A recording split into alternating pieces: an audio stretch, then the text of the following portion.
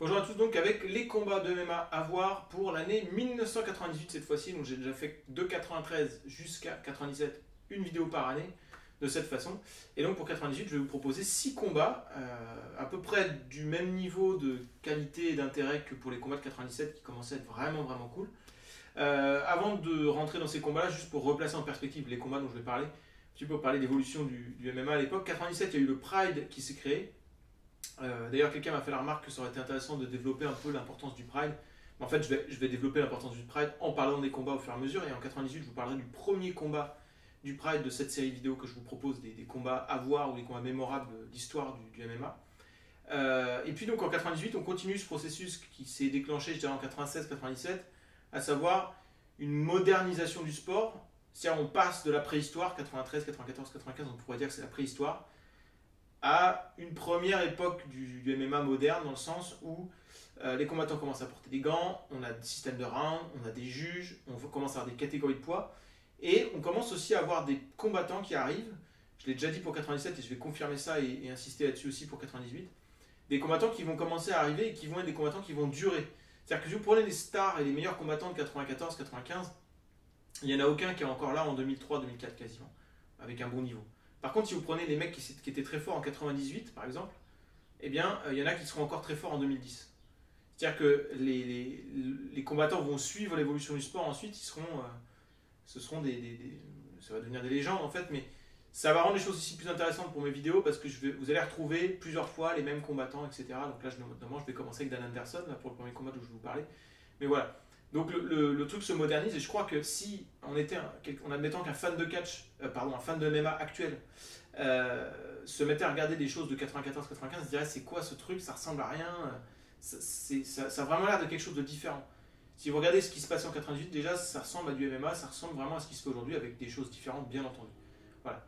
Les catégories de poids sont en train de se créer, on n'en est pas encore rendu à avoir poids léger, poids welter, poids mi-lourd, enfin bref. Voilà, c'est pas encore là, mais ça va dans cette direction-là, le processus est vraiment enclenché et le côté moderne est déjà en place. Alors j'y vais avec le premier combat, donc de ces 6 combats mémorables à voir pour l'année 98, oula j'ai du mal, à savoir donc le premier combat dont je vais vous parler, c'est Dan Anderson contre Carlos Newton à l'UFC 17, ça se passe le 15 mai 98. C'est la finale d'un tournoi annoncé middleweight. En réalité, ce sont des light heavyweight, donc 200 livres à l'époque. Aujourd'hui, light heavyweight, c'est moins de 205 livres, peu importe. Donc, c'est des combattants d'environ 90 kg. Donc, voilà. Sachant que les poids lourds peuvent faire plus de 100, 110, 120 kg parfois. On a donc, dans ce combat, Carlos Newton, qui faisait ses débuts à l'UFC à l'occasion, qui était le champion du Canada de jiu-jitsu brésilien et qui est aussi un combattant assez complet, à l'aise debout, avec des techniques un peu de karaté, tout ça, qui a passé sa demi-finale en 52 secondes seulement. Et il affronte donc en face Dan Anderson, qui est lui un gros palmarès de lutte gréco-romaine. Il a fait les Jeux Olympiques de Barcelone en 92 et de Atlanta en 96.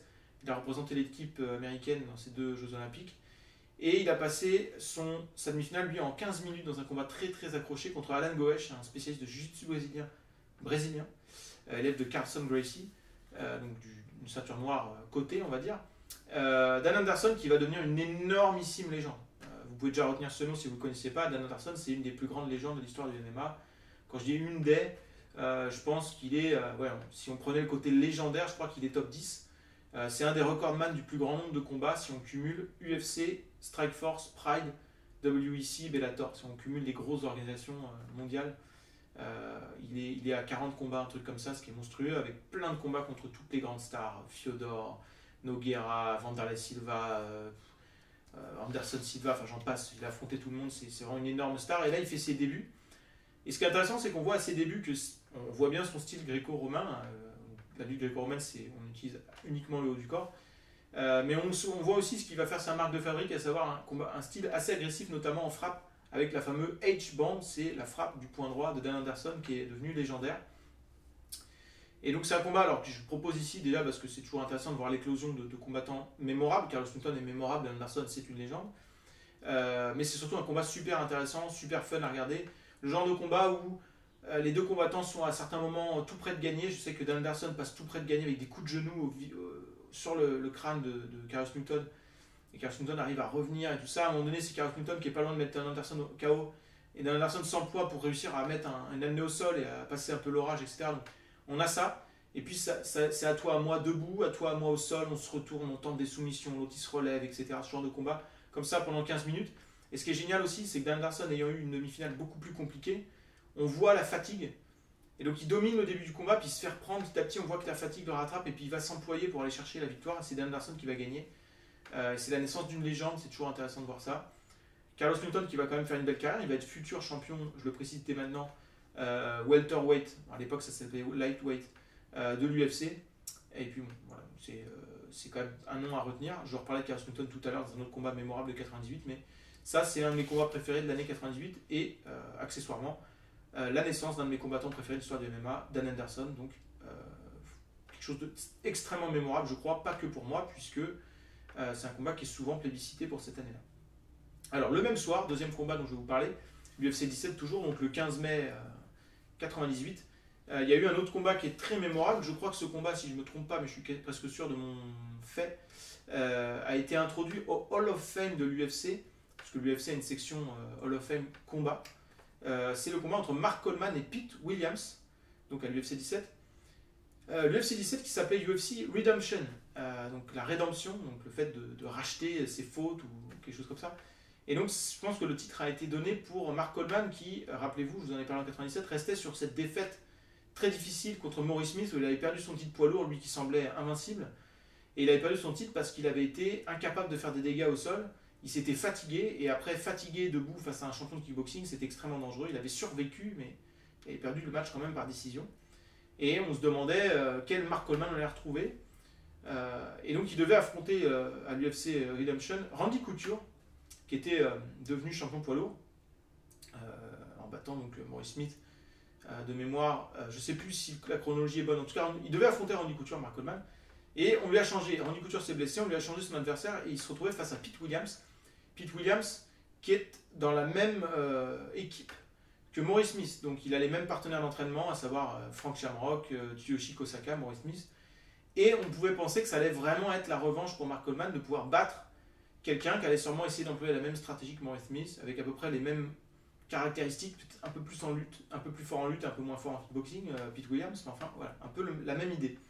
Donc c'était vraiment intéressant comme contexte parce qu'on a quelqu'un qui avait l'air intouchable, qui tout d'un coup est devenu vulnérable et qui va essayer de retrouver son statut d'intouchable en affrontant quelqu'un qui allait lui poser la même problématique, à peu de choses près. Et ce qui est assez hallucinant, c'est que, eh bien, on va voir Mark Coleman ne pas être capable de répondre à la même problématique. C'est-à-dire qu'il savait qu'on allait lui poser le même problème et il n'a pas été capable de répondre. Et donc ça le rend... Autant la première fois, il pouvait se cacher derrière le côté « je ne m'attendais pas à ce que Maurice Smith soit machin ». Mais là, il s'y attendait et il a été pris. Mark Coleman incapable de trouver la solution pour faire des dégâts en ground and pound. Il se fatigue et debout, Pete Williams est beaucoup plus à l'aise et finit même par mettre un point d'exclamation. Il gagne par KO, un KO assez dur à regarder puisque Mark Coleman est tourné, ce qui fait qu'il prend la jambe dans le visage, dans la face, et pas sur le côté. Normalement, les kicks viennent plutôt sur le côté. Là, il le prend, le tibia dans la bouche ou dans le nez. C'est assez violent. Et voilà, c'est un peu ça. Ce qui est violent aussi, c'est que c'est comme si Mark Coleman n'était pas capable de trouver la solution à la recette qui a permis de le battre. Et là, ça fait 2 fois, et c'est plus juste un hasard, il n'a plus d'excuses, etc. Et ça a été très dur pour lui. D'ailleurs, il va continuer à avoir une série de défaites avant de retrouver un peu les sommets. Et la carrière de Mark Coleman est passionnante pour ça, j'en reparlerai. Mais voilà, c'est une défaite qui, à mon avis, a été encore plus dure à encaisser que celle contre Maurice Smith. Une grosse désillusion. Alors, pour info, quand même, petite anecdote, j'ai vu en regardant le match, avant le combat, il y a une banderole dans le public qui dit Mark Coleman 316 says I just whooped your ass. Donc pour les fans de catch, c'est quand même croustillant comme anecdote, puisqu'on était en pleine Attitude Era ou Austin Era à la WWF. Et donc ça, c'est un slogan de la grosse star de l'époque, Steve Austin, qui a été repris sur une star de l'UFC. J'aime bien, c'est marrant. Et sinon, on voit aussi dans ce combat ce qu'on va appeler plus tard la Randleman ouverture. On l'a vu notamment dans le combat entre Norman Madoff et Conor McGregor il y a quelques mois. C'est lorsqu'un lutteur qui est annoncé comme beaucoup moins fort en boxe, en kickboxing, réussit à faire un knockdown ou à faire très mal debout parce que son adversaire est omnubilé par les défenses d'amener au sol. Donc ça va arriver à Cro Cop en fait face à Randleman et c'est pour ça que ça s'appelle la Randleman ouverture. dans une des plus grosses surprises de l'histoire des MMA. Je ne manquerai pas de vous en parler en 2004.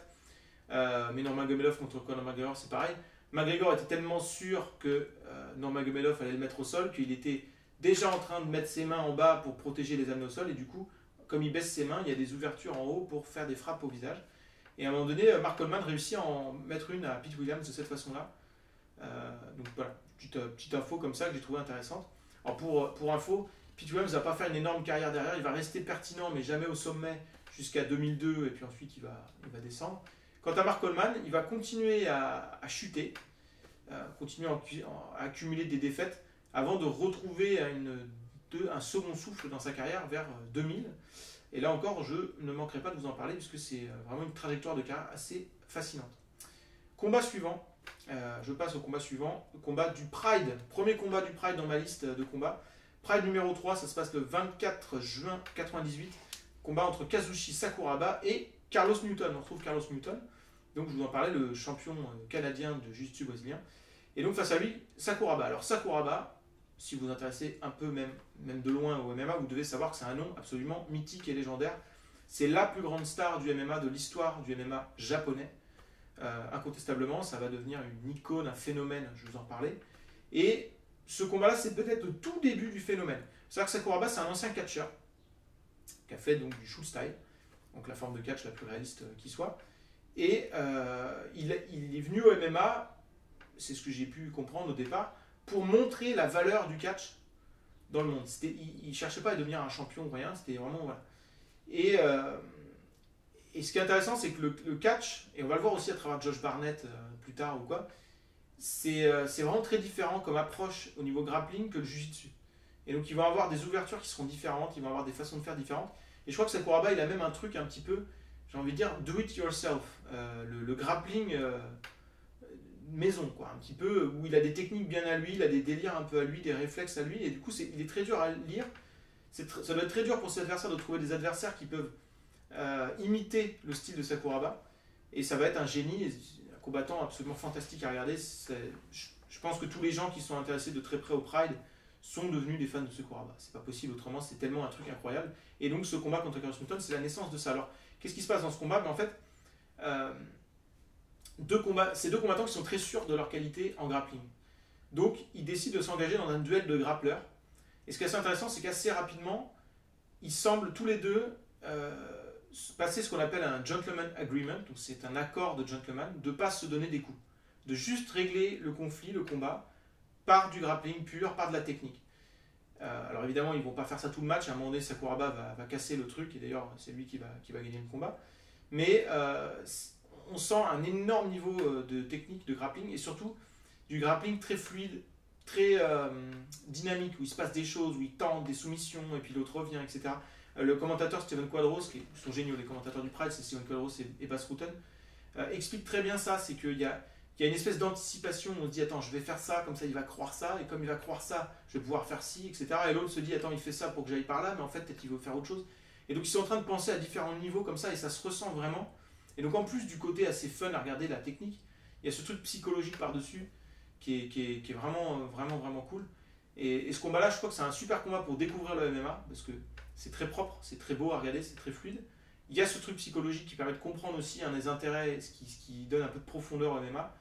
Et puis surtout, c'est un combat mythique par son côté cool à regarder. Il n'est pas spécialement important, même si c'est un combat qui va mettre un peu Sakuraba, ça va le faire monter les échelons, mais c'est pas le combat qui va faire de Sakuraba une star ni rien, je vous en parlerai plus tard.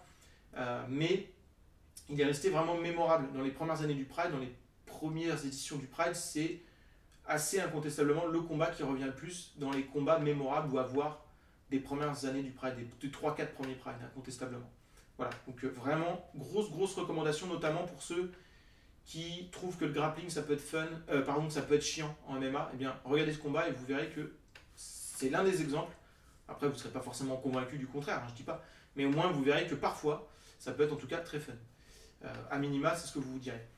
Combat suivant, et d'ailleurs, pour info, parce que je vais essayer de le dire à chaque fois, ça c'est mon combat de l'année. Sakuraba Carlos Newton de 98, c'est le combat de l'année pour moi.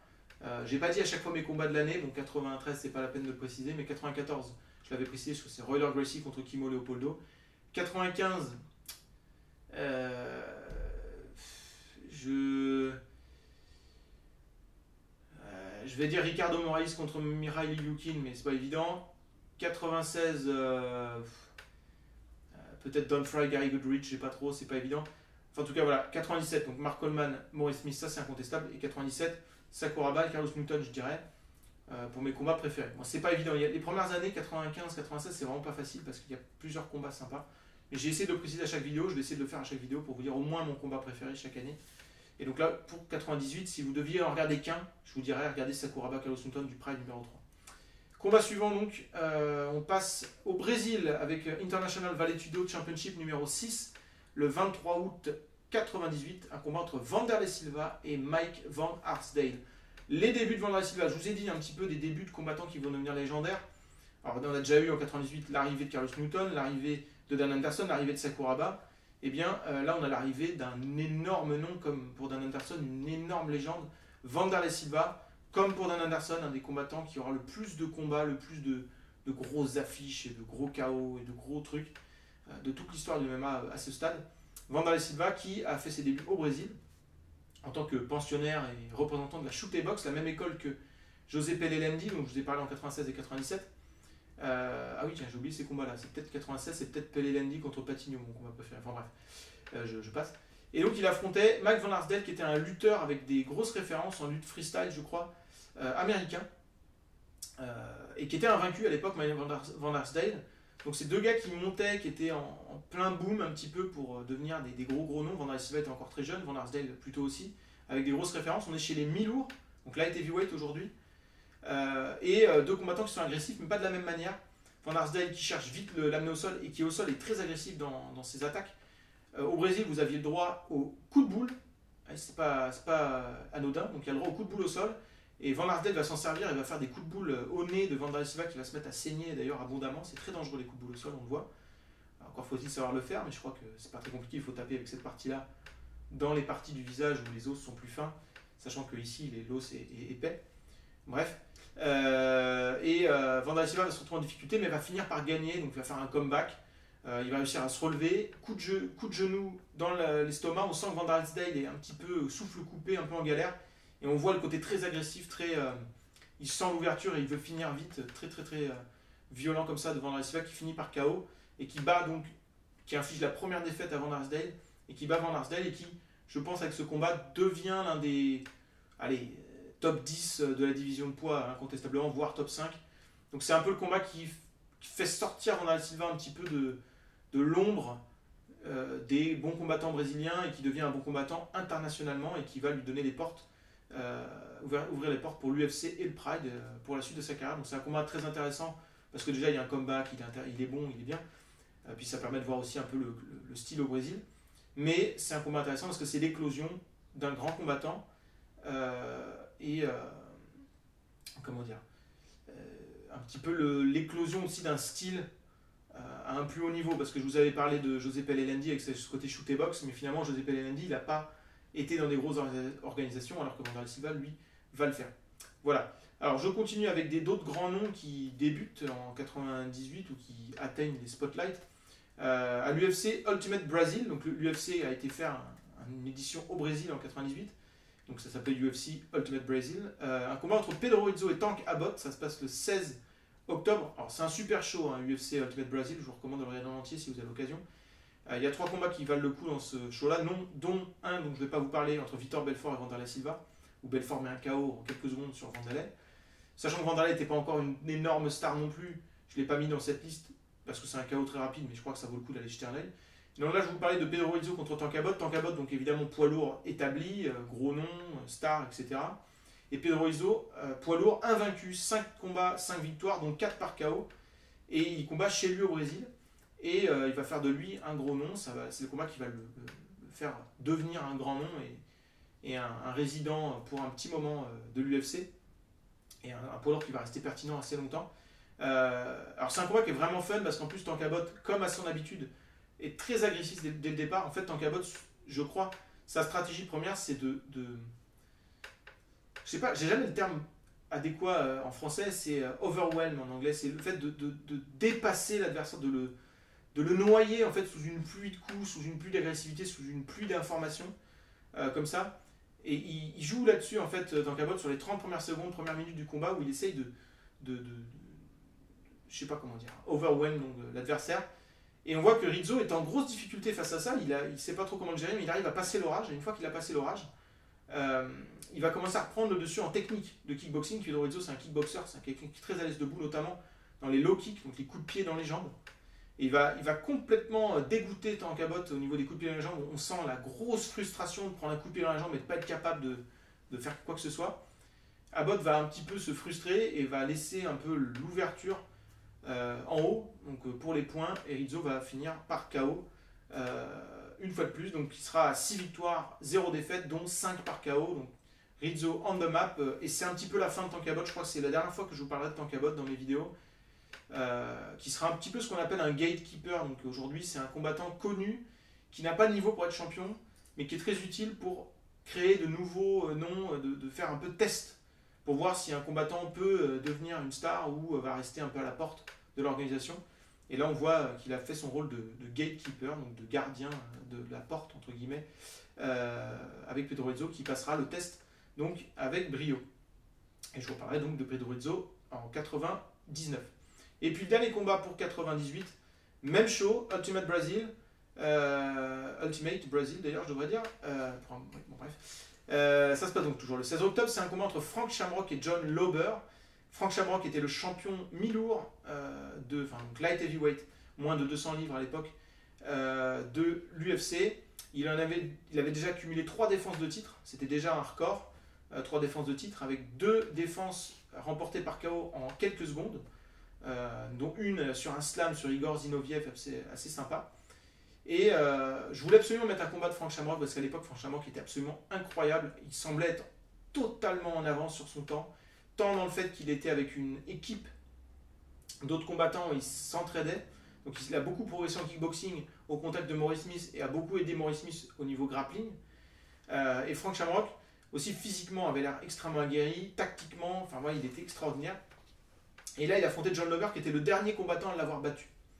Et qui va lui poser un peu de problème. Donc c'est vraiment un combat intéressant, avec une grosse ambiance au Brésil. Donc en fait, on voit notamment tous les aspects du jeu de Frank Shamrock dans ce combat. Alors si vous avez mis les combats où il gagne en 30 secondes, on n'aurait pas vu ça. On voit notamment les défenses d'amener au sol qui sont très BJ Pennesque, où il fait preuve de beaucoup de souplesse pour mettre ses jambes dans des positions pour éviter les amener au sol. À un moment donné, il place une guillotine, il est quasiment en train de faire un suplex, il relève le mec, c'est horrible à regarder. En pied-point, il est très à l'aise, très rapide, assez technique. Et puis alors l'autre, John Lauber, qui est le dernier combattant, donc je le disais, c'était pas un gars très classé, mais il était le dernier à avoir battu Frank Shamrock.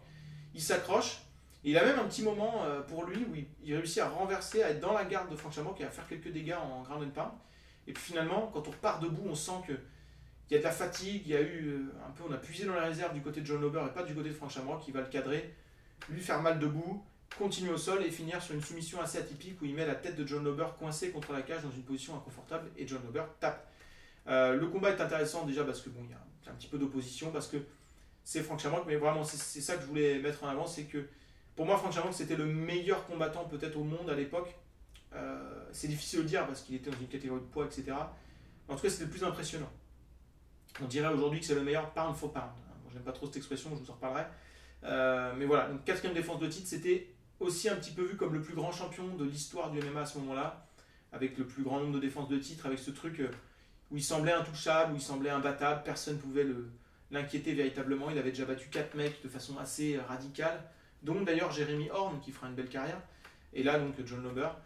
Et je vous reparlerai de Frank Shamrock à 99 avec un de mes combats préférés de tous les temps contre Tito Ortiz, mais voilà, c'est vraiment à voir Frank Shamrock 98 qui était à mon avis en avance sur son époque et avait une belle marge sur les autres à ce moment-là.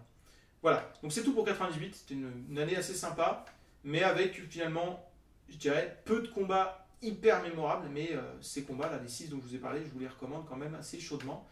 Et n'hésitez pas d'ailleurs à réagir, à me dire ce que vous en avez pensé, si vous les découvriez, si vous en auriez proposé d'autres, n'hésitez pas à le dire. Et puis, je vous retrouve très très bientôt pour le même type de vidéo, mais pour l'année 1999 qui sera encore meilleure. Voilà, à bientôt.